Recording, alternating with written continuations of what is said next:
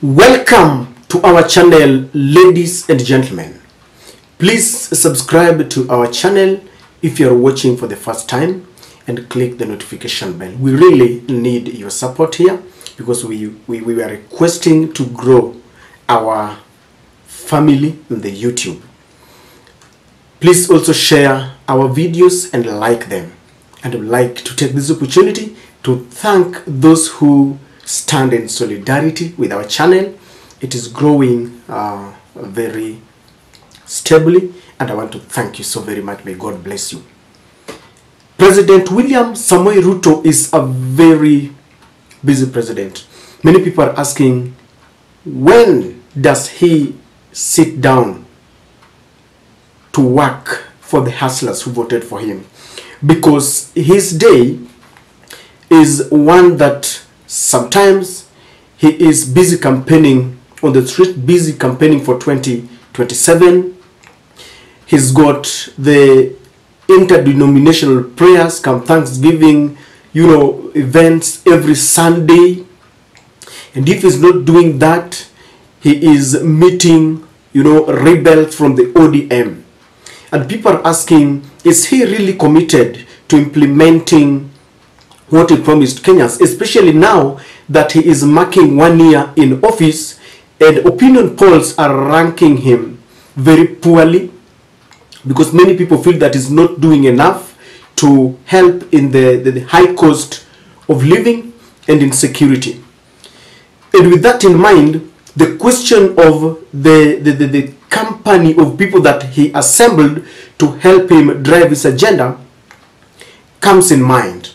He appointed several cabinet secretaries, and this is the group that is supposed to help him drive his agenda. Now, yesterday, William Samoei Ruto jetted out of the country to the US in what is seen to be an attempt to, strengthen the ties between Kenya and USA. There were a lot of trade meetings between the two countries. He was even accompanied by the US ambassador to Kenya, Meg Whitman. William Ruto and Meg Whitman have really forged a very formidable working relationship, a very courteous one. There is one cabinet secretary that was missing, and this has raised a lot of eyebrows. The cabinet secretary for trade and development, and this is none other than the outspoken Moses Kuria.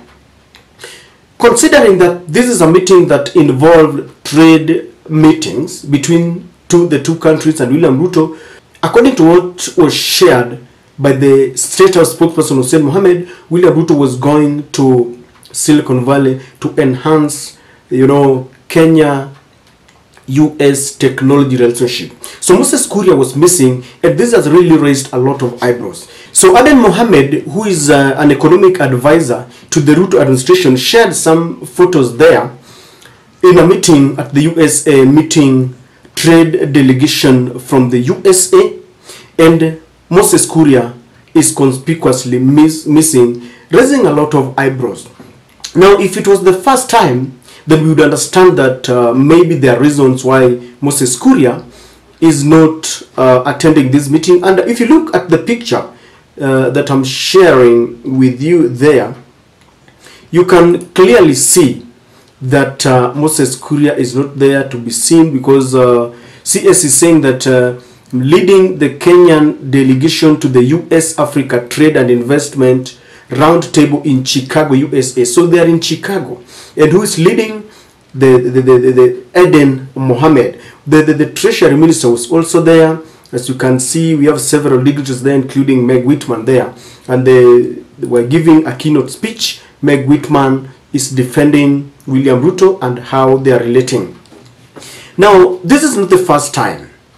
On 19th of July, US trade delegation jetted into the country, and they were meeting, among other people, the ministers, trade ministers from East Africa, Burundi, Rwanda, Kenya, Tanzania, and Uganda. in our own country. And one person who was supposed to be gracing that occasion was the Trade Minister, Moses Kuria, because we were hosting a very prestigious delegation. And in the picture that was shared there, he was missing. And the person who was leading the trade, the US delegation, is Ambassador Katherine Tai. Katherine Tai wrote, "It was an honor to meet with the Kenyan President William Ruto today. Kenya is an integral partner to the United States. I look forward to our continued work together on the US Kenya strategic trade and investment partnership and deepening our economic relationship." If you look at that picture there, William Ruto was there and was flagged by the Minister of Foreign Affairs. Now, when Tai was asked why they snubbed a meeting with Moses Kuria, because it had been reported that there were attempts to meet, more than 3 attempts to try and fix Moses Kuria there, but they refused. She was put to task to explain why they were not meeting Moses Kuria, and she said she had got a very simple answer, that if you want to know why Moses Kuria is not with us, ask the Kenyan government. In other words, ask the boss, William Ruto. And I was saying that this is really one thing, because when William Ruto is not getting enough time to work for the people, then those who he appointed should help him, because it seems William Ruto is focused on 2027. What about the ministers who are not supposed to be politicking? Now, one of the reasons why it's raising eyebrows is because Moses Kuria is not allowed to set foot anywhere in the US, anywhere, even in his own country, around a US delegation that are talking trade. Now, how is he going to enhance trade and development in his own docket if he cannot meet delegations from the US? We know that Moses Kuria started on a very high note. He used to visit Uganda talking about milk. He would be in Dubai and he used to share those photos very jovially.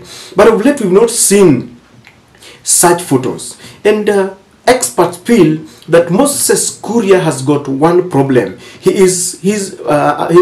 can only blame himself. He's an author of his own predicaments because he cannot tame his tongue. Moses Kuria is a man who is an extrovert and would not fear speaking his mind.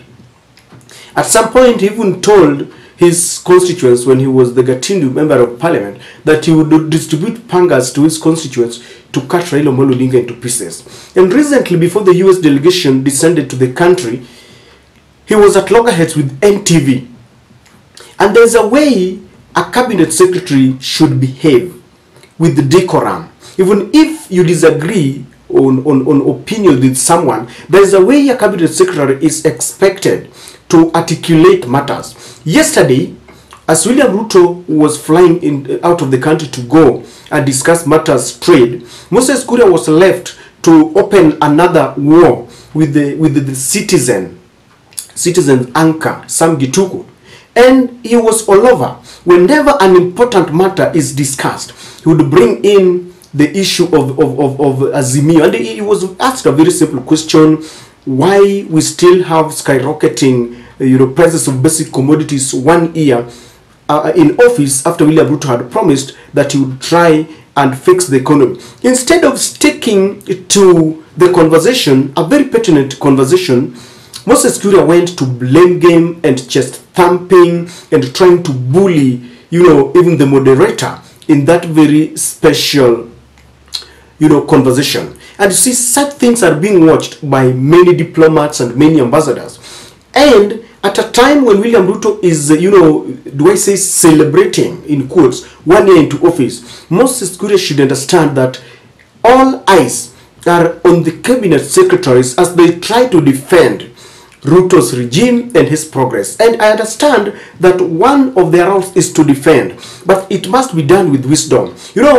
It would be, Moses Kuria should really shun from politics, because politics is left to politicians. If it would be, for example, Captorate member of parliament Oscar Sudi, behaving the way Moses Kuria is behaving, I would understand he is a politician. But then I find it very disturbing when Moses Kuria and people like even the deputy president himself, behaving in a manner that you would even wish that they are taken for training that befits their offices, because those sacred offices really need a lot of behavior and ethics that they really lack. I would understand someone like Ndindi Nyoro. He is a politician, and so they can be left, and I believe this is why he was also left out, to try and checkmate Rigathi Gachagua, to try and talk. But when you are a trades minister, once you accept and take oath of office, then you behave with decorum. And I think Moses Kuria's failure to tame his tongue has really cost him. He can't travel to these overseas. You see, as a cabinet secretary, there are privileges that come with it. You can travel abroad, you can travel to meet dignitaries there. You also get an opportunity to market yourself, if not your country, and you network and get friends. Now this freedom and privilege has been curtailed, and I think William Ruto must reshuffle his cabinet and take Moses Kuria into another docket, because trade ministry is a very prestigious docket, a very busy docket. If Moses Kuria cannot travel, if he cannot be allowed, because USA is one of our biggest and largest major trade partner. So if our trade minister cannot set foot in that country, cannot even sit next to their trade delegation, I think he must do a reshuffle, because this is an injustice to Moses Kuria, and is an author of his own predicaments. Yani ile tunasema kwa Kiswahili, mwiba wa kujidunga hauambiwi pole. It is high time Moses Kuria decides to tame his tongue and behave with. By the way, Moses Kuria is learned and he's got a wealth of experience. He's worked outside the country. But, you know, academic acquisitions are very different from wisdom and ethics. These are things that you learn and you decide to do. So Moses Kuria has been left out, and I think this is a lesson to him and a lesson to all the other cabinet secretaries. The majority of them scored D. And once I think you've realized that those cabinet secretaries who talk less are trying to work, but those who are yapping at the top of their voices are really, really failing. And so this is a challenge to William Ruto and the whole of his cabinet.